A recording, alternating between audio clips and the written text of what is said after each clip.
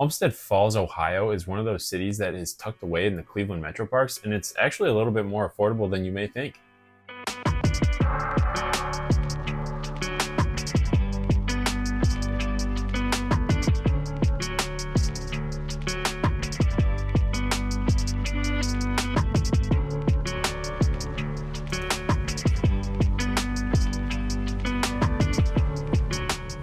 My name's Sam Oler, and I am a realtor in the Cleveland area. And if you're looking to move here, I help a ton of people relocate every year. But I'm going to hop right into this topic, and that is Olmsted Falls, Ohio. Now, in 1806, the land comprising what we know today as North Olmsted, Olmsted Falls, and Olmsted Township was all purchased for $30,000. Think about that, purchasing thousands of acres for just $30,000. Now, if we go back in time, that was a lot of money, but if we look at it today, it seems like it's nothing. The person who purchased this land was a wealthy sea captain named Aaron Olmsted, and the land eventually became known as Kingston, and Aaron Olmsted named the town in honor of his brother Charles. Olmsted Falls itself was formed in 1814, and the town was formed by James Greer, who eventually built a home in the following year about where the CSX Railroad now crosses the State Route 252. And later down the line, 3 sawmills were built, and that ended up becoming the main industry behind farming for the economy in Olmsted Falls. And in 1970, Olmsted Falls finally became a city when it hit that 5,000 resident threshold to qualify under state rule. Now, moving more into modern times, Olmsted Falls housing market is booming. The average price of homes there are right around 250 grand, which lands you right around the median price point of all of the Cleveland area if you want to be in the suburbs. And the majority of the houses there are sitting right around 19 days before they go under contract. The nice part about the houses sitting on the market a little longer compared to some of the other cities outside of Cleveland is that you don't have to worry about getting into multiple offer bids. When you have a little bit more time to think about the house as you're walking through it, it is always a little bit more convenient, and then you can score yourself a little bit better price as well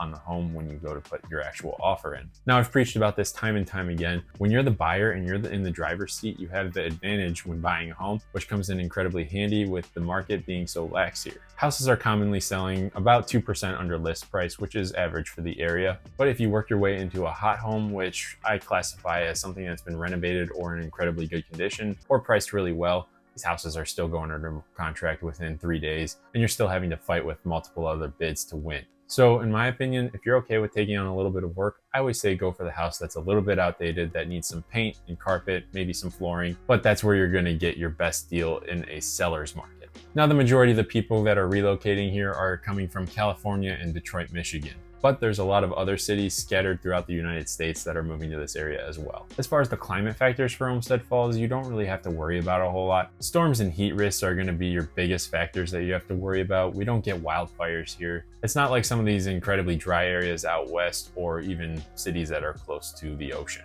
As we have the changing seasons here, we get some pretty harsh storms that can knock tree limbs down and cause damage. But like I said, you're not going to have hurricanes, droughts, fires, nothing along the lines of that. When you're moving to a new area, it's something that you're going to have to consider is the school districts that they have to offer, especially if you have children. Now, Olmsted Falls is a fantastic high school.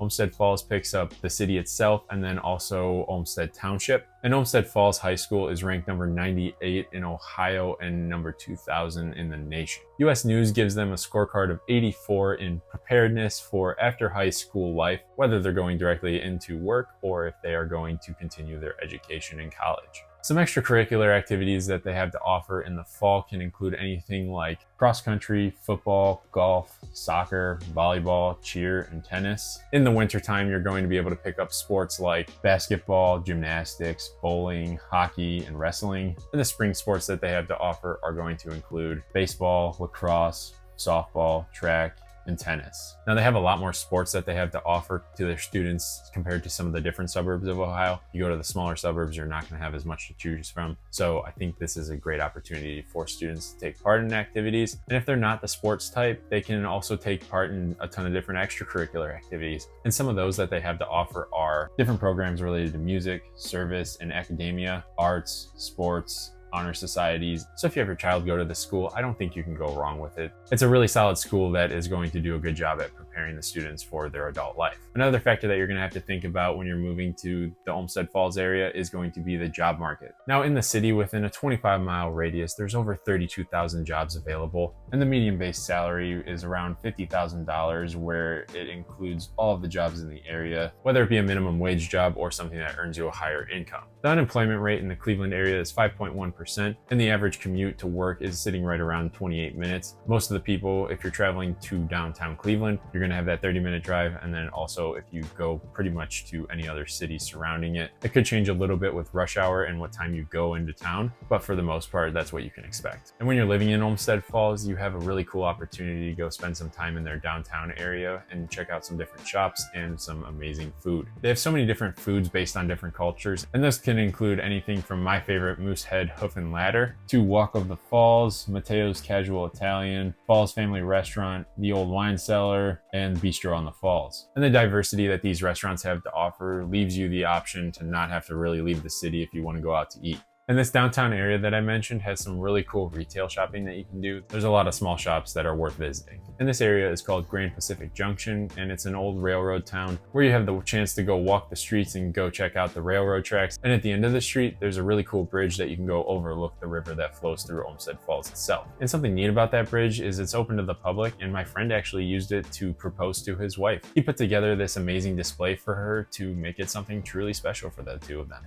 As far as activities go in Olmsted Falls, it is a very nature-filled area. It's sitting right smack dab in the middle of the Rocky River Reservation. And if you're not the hiking type, there's a lot of different overlooks that you can go check out without having to walk too far. There's some picnic areas in there, open fields, and even playgrounds for the kids. If you want to check out some of the trails that are there, definitely go to the Danwa Nature Trail. It's one of those that doesn't take a lot of effort, and it's a really neat spot to go chill. Now, as far as living in Olmsted Falls goes, I don't think you can go wrong with it. I'm a huge fan of the area itself and all of the suburbs surrounding it. If you really like nature, I think this is a great potential spot for you. But if you're not quite sure where you want to land, feel free to reach out to me. All of my contact information is down in the description. And if you want some more information on the area, I'm happy to talk to you and just discuss what your particular goals are. And I can start to make some recommendations based on what you need specifically. If you find yourself down in the description ready to reach out to me, before you go do that, make sure you click the like button and the subscribe button, because it's going to keep you up to date with everything that I have going on. And I do a lot of informational videos about the greater Cleveland area and what it's like to live here. So if that interests you, definitely hit that subscribe button. But with all that being said, I'm going to leave the video there. I'll catch you in the next one.